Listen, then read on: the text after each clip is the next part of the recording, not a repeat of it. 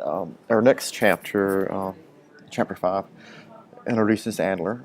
He's one of my favorite early uh, thought leaders. Adler's concept is just much more modern to what we think of as modern in terms of with psychoanalysis, treating the whole person really was never the focus. Treating the ego and the id and the top half of the person. Nick was primarily the focus. Adler said you needed to treat the entire person, and that we cannot discredit the influence of society and those around us. When we compare that to psychoanalysis, the impact of society and those around us really was not considered at all. Adler talked a lot about family, especially birth order, and how to create positive therapeutic relationships. He wanted us to take a subjective view of the world and look at ways that it may be more important that how we perceive life is more important than the reality of life. That perception is an extremely powerful thing, and inappropriate perceptions can drive us into healthy or unhealthy daily activities or living. He also contradicted the psychoanalytic thought and said, unconscious instincts in our past do not determine our behavior. He says that we have some control over our behavior and the future. For with psychoanalysis, those leaders would say that those unconscious instincts in our past impacts future behavior, and we may not be able to change it. That's a major difference. Adler was not as fatalistic as the psychoanalytic folks. Adler was much more interested in the individual's interview, their attitude, and how they felt about themselves and their community around them.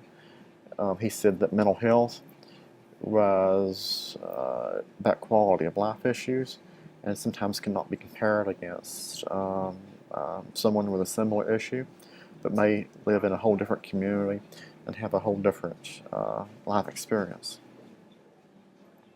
He said that our level of happiness is also based on our level of being connected to the community.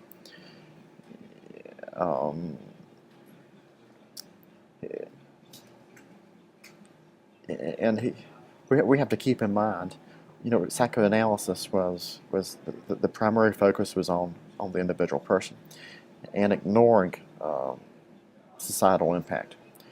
For we're beginning to consider with Adler the impact of society on the individual, and it goes on and on and on. He does extremely intuitively, and in a way that we can compare to modern times, even though we're talking about ideas and then processes that are over 100 years old now.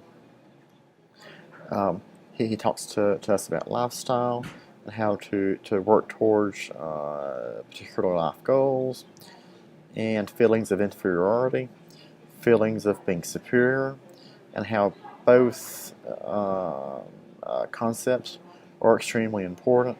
But we need to know, the pros and cons of both of those ideas. Again, the birth order concept.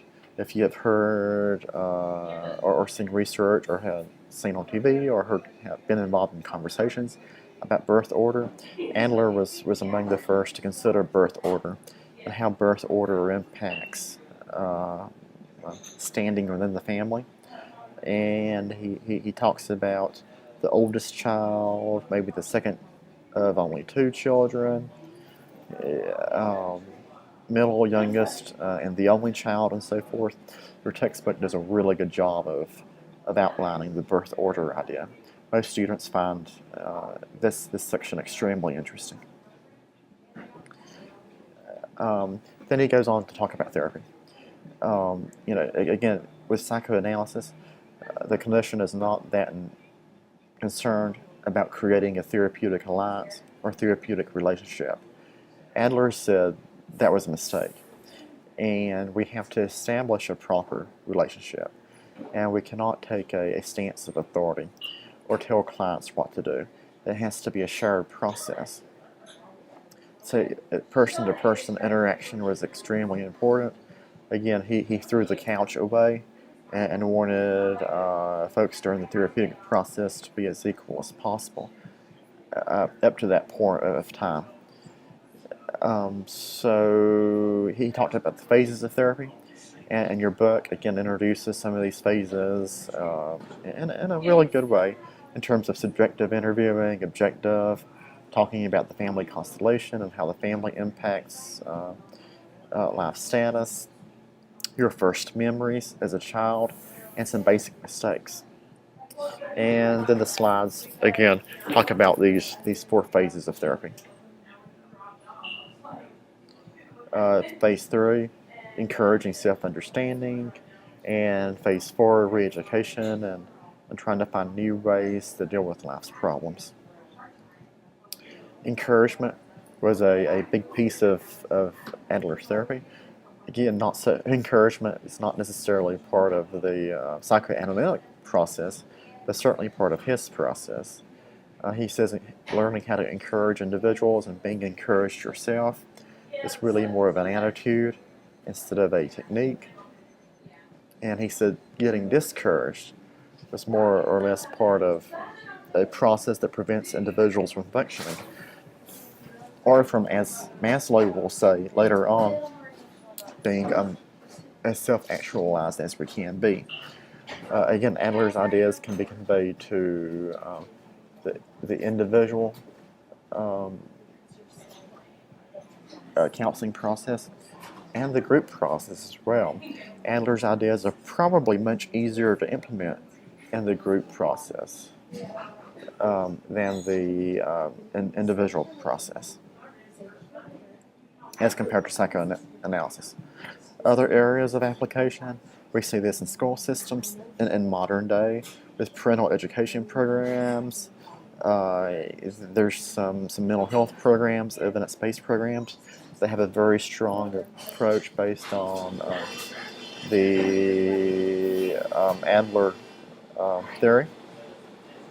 There's also some strengths from a diversity perspective in terms of Adler does look at the effects of social class, race, sex, and gender on the person. Psychoanalysis does not do that as much. Oh, I know. Yeah. And last but not least, we have a few slides that again talk about diversity and some of the limitations of this perspective on diversity, and some of the major contradictions or contributions of Adler. In terms of comparing psychoanalysis and current impact of the field or to the field, and the impact of Adler in the field today, you may see a much better impact of Adler's ideas on the field as opposed to those of psychoanalysis, especially in the human services field.